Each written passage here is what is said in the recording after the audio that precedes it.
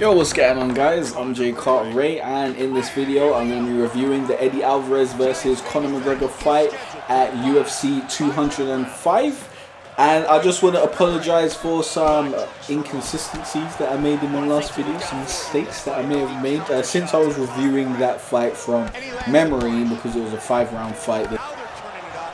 And I didn't want to have to rewatch it in order to give my opinions. I think I mistakenly said that Stephen Thompson was knocked down 3 times in a round, and yeah, that was a mistake. It was actually Eddie Alvarez that was knocked down 3 times in a round. That's what I must have been thinking of. And yeah, he was knocked down 3 times in the first round of this fight with Conor McGregor, and that just shows you how dominant Conor McGregor was in that round. Now, most of the time that Eddie Alvarez went for an attack, he was countered, and that's just what's going to happen when you're at such a reach disadvantage, as I had been talking about in my predictions with Eddie Alvarez's little T-Rex arms. Now, he was doing feints and things of that nature, and he seemed like he was doing a pretty good, he was coming forth with a pretty good stand-up game. He was at such a disadvantage that it didn't matter what he was doing, all the feints that he was throwing, and that because Conor McGregor was so far away that even if he did throw that punch, he'd have to lunge in and leave himself open for a counter-attack. And Conor wasn't allowing those feints to phase him or let him make a mistake that presented an opening for Eddie Alvarez to come with a counter-attack. So it was very difficult for Eddie to get anywhere in that first round, and Conor did end up sending him down to the canvas 3 times, which was pretty dominant. And in the second round, Conor seemed to have been very confident. He started to put his hands behind his back and whatnot at one point in the fight, but Eddie seemed to have changed his strategy. I felt that Eddie Alvarez needed to play this fight by the ground. He needed to get on the ground and fight Conor McGregor that way, because he had no chance standing up, in my personal opinion. And that was the case here. And in the second round, he tried to go for the takedown, but Conor just wasn't letting it happen. He had Conor up against the cage. He was trying to do it, but it just didn't happen, and Conor eventually got away. And then Eddie was throwing more feints. He was trying to look for an opening, trying to find a way to get in there and attack Conor. Conor wasn't allowing it, and then Eddie finally lunged forward with a punch. With his, I think it was a jab. No, it was a right straight or a right jab. I don't know which hand Eddie is more capable with, so I'm unsure. But it was like one of those punches with his right hand, innit? And Conor just got him. Conor got him. He flung a left-right left or a right left. No, I think it was a left-right left. Yeah, he flung, and Conor's left hand is something you don't want to have an experience with. You want to stay away from that at all costs. And he was so precise and accurate with that powerful left hook. And Eddie took more than enough of those left hooks to put him away. So it was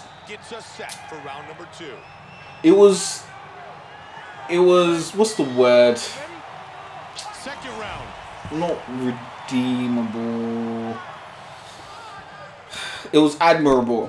It was admirable to see him take all those punches and stay up, because when I saw Conor throw that punch on Jose Aldo, he didn't stay there for long. He got taken out, and not a lot of people can survive those left hooks from Conor McGregor. So it was admirable to see Eddie take them and stay in the fight, but eventually it was too much and he got sent to the ground. Conor came to follow up and it was a TKO. The ref said, "Nah, stop that, man, stop it. Leave him alone. He doesn't need any more punishment. Stop it." And then Conor McGregor became the lightweight champion in addition to his featherweight championship. And I bet Jose Aldo is at home somewhere fuming, just really hoping to punch up Conor McGregor one time in the future. I don't know, I really want to see a fight with Jose Aldo and Conor McGregor, a proper fight.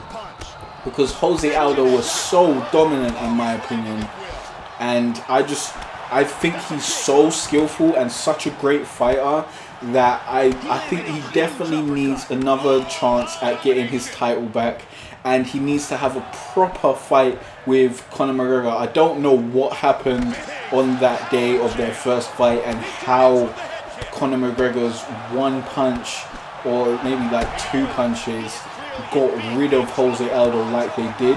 But I think Jose Aldo wouldn't let that happen again, and we'd get a very good fight from that rematch. So I'm really looking forward to that.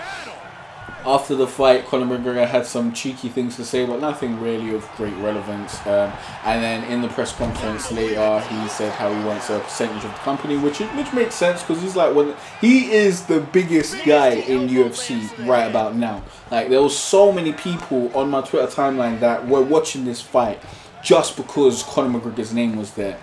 And that says a lot. That used to be Ronda Rousey, even though I don't even know if Ronda Rousey was bringing in people who weren't fight fans to watch her fights. I just think she was really known as a great fighter, and people who were interested in the sport was, you know, liked her, and people who weren't liked her but didn't really watch her fights. Because I didn't really watch Ronda Rousey's fights and whatnot, but Conor McGregor's fights, it seems like a lot more people are paying attention and coming and watching the actual pay-per-view. So that's very interesting. It's going to be interesting to see what happens from now, if Conor is going to defend the lightweight championship and the featherweight champion. It's mad. He's a lightweight champion.